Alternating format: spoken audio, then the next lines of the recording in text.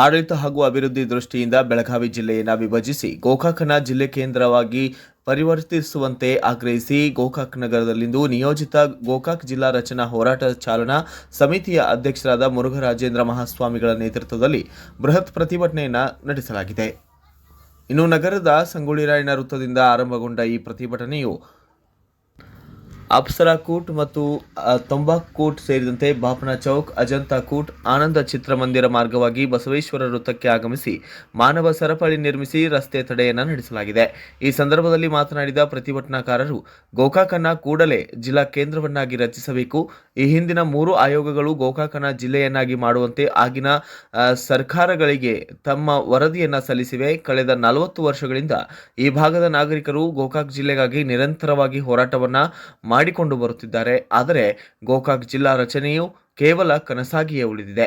ಆಡಳಿತಾತ್ಮಕ ದೃಷ್ಟಿಯಿಂದ ಭೌಗೋಳಿಕವಾಗಿ ದೊಡ್ಡದಿರುವ ಬೆಳಗಾವಿ ಜಿಲ್ಲೆಯನ್ನು ವಿಂಗಡಿಸಿ ಗೋಕಾಕನ್ನು ಹೊಸ ಜಿಲ್ಲೆಯನ್ನಾಗಿ ರಚಿಸಬೇಕೆಂದು ಪಟ್ಟು ಹಿಡಿದಿರುವ ಪ್ರತಿಭಟನಾಕಾರರು ಗೋಕಾಕ್ ಜಿಲ್ಲಾ ರಚನೆಗೆ ಸಚಿವ ರಮೇಶ್ ಜಾರಕಿಹೊಳಿ ಮತ್ತು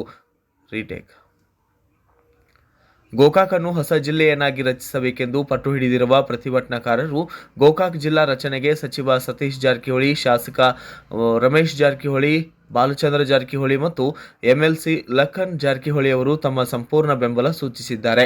ಜೊತೆಗೆ ಜಾರಕಿಹೊಳಿ ಸಹೋದರರಿಗೆ ಇಡೀ ಗೋಕಾಕ್ ಮತ್ತು ಮೂಡಲಗಿ ತಾಲೂಕುಗಳ ನಾಗರಿಕರು ಶಕ್ತಿಯಾಗಿ ನಿಂತಿದ್ದು, ಬೆಳಗಾವಿಯಲ್ಲಿ ನಡೆಯುತ್ತಿರುವ ಚಳಿಗಾಲದ ಅಧಿವೇಶನದಲ್ಲಿ ಸಚಿವ ಸತೀಶ್ ಜಾರಕಿಹೊಳಿ ಅವರು ಮುಖ್ಯಮಂತ್ರಿಗಳ ಮೇಲೆ ಒತ್ತಡ ಹೇರಿ ನಮ್ಮ ನ್ಯಾಯಯುತ ಬೇಡಿಕೆಯನ್ನು ಈಡೇರಿಸಿ ಗೋಕಾಕ್ ಜಿಲ್ಲೆಯ ಕನಸನ್ನ ನನಸು ಮಾಡಲು ಕಾರಣೀಕರ್ತರಾಗಬೇಕೆಂದು ಪ್ರತಿಭಟನಾಕಾರರು ಜಾರಕಿಹೊಳಿ ಸಹೋದರರಲ್ಲಿ ಮನವಿಯನ್ನ ಮಾಡಿಕೊಂಡಿದ್ದಾರೆ.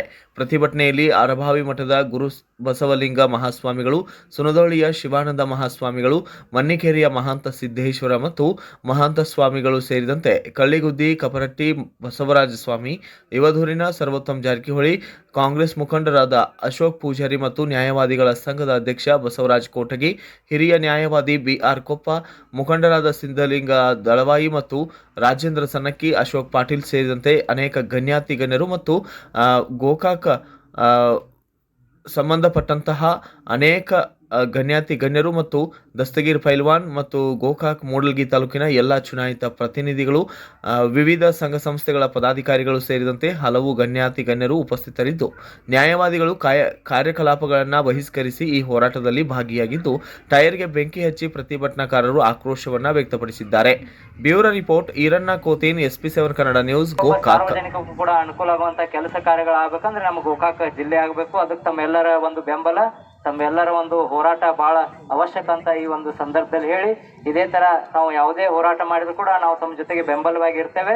ಆದಷ್ಟು ಉಗ್ರವಾದಂತ ಹೋರಾಟವನ್ನು ಮಾಡಿ ಅತಿ ಶೀಘ್ರದಲ್ಲಿ ನಮ್ಮ ಗೋಕಾಕವನ್ನ ಜಿಲ್ಲೆಯಾಗಿ ಮಾಡಿಸಿ ತರೋಣ ಅಂತ ಈ ಒಂದು ಪ್ರತಿಭಟನೆಯಲ್ಲಿ ತಮ್ಮೆಲ್ಲರಿಗೂ ಕೂಡ ಕರೆಯನ್ನು ಕೊಟ್ಟು ತಮ್ಮೆಲ್ಲರಿಗೂ ಕೂಡ ಅಭಿನಂದನೆಗಳನ್ನ ಹೇಳಿ, ಯಾಕೆ ತಮ್ಮ ಧೈರ್ಯವನ್ನು ಮೆಚ್ಚಬೇಕು. ಎಲ್ಲರೂ ಇಟ್ಟು ಬಿಸಿಲಾದ್ರೂ ಕೂಡ ತಾವೆಲ್ಲರೂ ಕೂಡ ಗಟ್ಟಿಯಾಗಿ ಬಂದಿದ್ದೀರಿ. ಯಾಕಂದ್ರೆ ನಾವು ಹೋರಾಟ ಮಾಡೋದು ನಮ್ಮ ಸಲುವಾಗಲ್ಲ, ನಮ್ಮ ಬರುವಂತ ಮುಂದಿನ ಭವಿಷ್ಯ ಏನು ಯುವ ಪೀಳಿಗೆ ಅದಾರ ಅವ್ರಿಗೋಸ್ಕರ, ಇಲ್ಲಿರುವಂತ ಪ್ರತಿಯೊಬ್ಬ ನಾಗರಿಕನಿಗೋಸ್ಕರ ಅಂತ ಹೇಳಿ ನಾನು 2 ಮಾತುಗಳನ್ನು ಮುಗಿಸ್ತೇನೆ. ಧನ್ಯವಾದ.